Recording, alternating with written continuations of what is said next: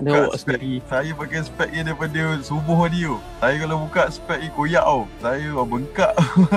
Saya kena ambil semangat kekuatan daripada isteri saya ni. Saya kena ambil. Isteri saya selalu ulang lah, sayang jangan risau, Allah ada. Sayang jangan risau, Allah ada. Saya faham perkataan tu, Allah ada. Saya faham sangat. Cuma untuk saya hadap dia ni, saya perlukan kekuatan macam dia lah. Dia punya kekuatan lah, semangat tu. Untuk saya lebih, Allah ada dengan aku, Allah ada dengan dia. Allah, aku tak risau lah. Allah kata jadi. Tapi kalau Allah kata tempat dia dekat mana Allah letakkan, itulah tempat dia. Allah kata dia selamat. Dia kata sayang kalau jadi apa-apa kat saya, sayang kena redha, sayang kena terima lah, ini takdir kan. Benar tak Ais nak cakap benda ni kan? Tapi dia cakap macam tu lah, dia pesan kat saya. Dia kata okey, kalau apa-apa jadi kat dia jangan risau, Allah ada.